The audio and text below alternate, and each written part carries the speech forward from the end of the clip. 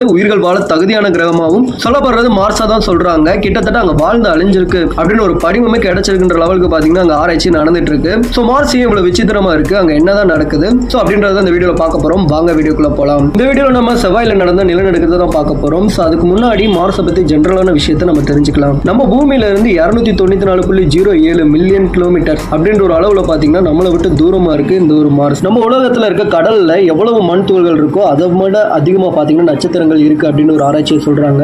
நம்ம யூனிவர்ஸ் பாத்தீங்கன்னா எவ்வளவு பெருசு அப்படின்ற ஒரு விஷயத்தை நீங்களே கற்பனை பண்ணிக்கோங்க. அதுல பாத்தீங்கன்னா ஒரு பர்டிகுலர் கேலக்சியில இருக்கக்கூடிய ஒரு சூரிய குடும்பம் தான் நம்மளுது. பொது ஆராய்ச்சியில நம்ப போற விஷயம் என்னன்னு பாத்தீங்கன்னா பல பில்லியன் ஆண்டுகளுக்கு முன்னாடி பிக் பேங் அப்படின்னு சொல்ல போற ஒரு விஷயம், அதாவது பெருவெடிப்பு அப்படின்னு ஒரு விஷயம் நடந்திருக்கு. அதுல இருந்து வெடிச்ச எல்லா கிரகங்களும் பாத்தீங்கன்னா உருவாயிருக்கு. கேலக்சிலாம் ஒன்றை விட்டு ஒன்று மூவ் ஆகி போயிட்டே இருக்குன்ற ஒரு விஷயத்த சொல்றாங்க. நமக்கு அருகாமையில் இருக்கக்கூடிய ஆண்ட்ரோமேடா கேலக்சி பாத்தீங்கன்னா நம்மளை நோக்கி வந்துட்டு இருக்கு அப்படின்னு ஒரு விஷயமும் ஆராய்ச்சியில சொல்லப்படுற ஒரு விஷயமா இருக்கு. இந்த ஒரு பர்டிகுலர் கேலக்சியில மில்கி வே கேலக்சி, பால்வெளி அண்டம் அப்படின்னு சொல்லப்படுறது தான் நம்மளோட கேலக்சியா இருக்கு. ஸோ நம்ம அந்த ஓரியன் ஆர்ம் அப்படின்னு சொல்லப்படுற ஒரு பர்டிகுலர் ஆர்மை மட்டும் தான் பூமியில இருந்து பார்க்க முடியும். ஸோ இது வரைக்கும் யாரும் பாத்தீங்கன்னா பால்வெளி அண்டத்தை வெளியே இருந்து பார்த்ததில்ல. ஸோ எல்லா இமேஜும் பாத்தீங்கன்னா ஒரு அசம்சனா தான் இருக்கு. ஸோ இந்த ஒரு பால்வெளி அண்டத்துல நம்மளுக்கு அடுத்து இருக்கக்கூடிய ஒரு கிரகம் தான் பாத்தீங்கன்னா செவ்வாய் கிரகம். ஸோ ஒரு அழகான சிவப்பு நிற கிரகம்னு சொல்லுவாங்க, ஆரஞ்சு நிற கிரகம் சொல்லுவாங்க. ஸோ அதுக்கே இவ்வளவு கலர்ஸ் இருக்குன்றது போக போக வீடியோ பார்க்க உங்களுக்கே புரியும். ஸோ பாத்தீங்கன்னா மார்ஸ் அப்படின்னு நம்ம எடுத்துக்கிட்டோம்னாலையும் இது நம்ம பூமியோட 2 மடங்கு பெருசா இருக்கு. சூரியனை சுத்தி வர்றதுக்கு 687 நாள் பாத்தீங்கன்னா எடுத்துக்குது. இங்க பாத்தீங்கன்னா ஆராய்ச்சியாளர்கள் கிம் அப்படின்னு சொல்லப்படுற ஒரு ஆராய்ச்சியாளர் தான் பாத்தீங்கன்னா மார்ஸை ரொம்பவே ஆராய்ச்சி பண்ணியிருக்காரு.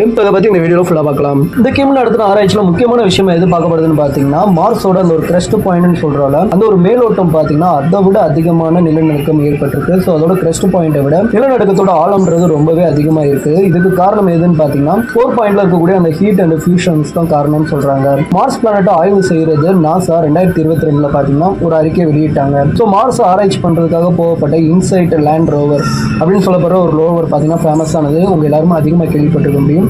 ஸோ அதை ரெக்கார்ட் பண்ண விஷயத்துல முக்கியமானது எது பார்க்கப்படுதுன்னு பாத்தீங்கன்னா மார்ஸோடைய நார்த் அண்ட் சவுத் அப்படின்னு சொல்லப்படுற அந்த ஒரு அரைக்கோளத்தில் இருக்க டெம்பரேச்சரை கண்டுபிடிக்கிறதுக்கு இந்த ஒரு ஆராய்ச்சி பாத்தீங்கன்னா ரொம்பவே ஹெல்ப்ஃபுல்லா இருந்திருக்கு. இதை தாண்டி இந்த இன்சைட் டிராவல் ஆகிற அந்த ஒரு இடத்துல பாத்தீங்கன்னா நிலநடுக்கம் 3 டைம்ஸ் ரவுண்ட் அடிச்சு வர்ற அப்படின்ற ஒரு விஷயத்தையும் பாத்தீங்கன்னா ரெக்கார்ட் பண்ணிருக்கு. இது பாத்தீங்கன்னா ETH அப்படின்னு சொல்லப்படுற ஒரு நிறுவனம் சொல்லலாம், சூரச்சில் இருக்கு. ஸோ இங்க இருக்கக்கூடிய டோ அண்ட் கிங் அப்படின்னு சொல்லப்படுற ஒரு பர்டிகுலர் ஆராய்ச்சியாளர் தான் பாத்தீங்கன்னா மார்ஸை பயங்கரமா ஆராய்ச்சி பண்ணிட்டு இருக்கக்கூடிய அந்த கிம்னு சொல்லப்படுற ஆராய்ச்சியாளர்.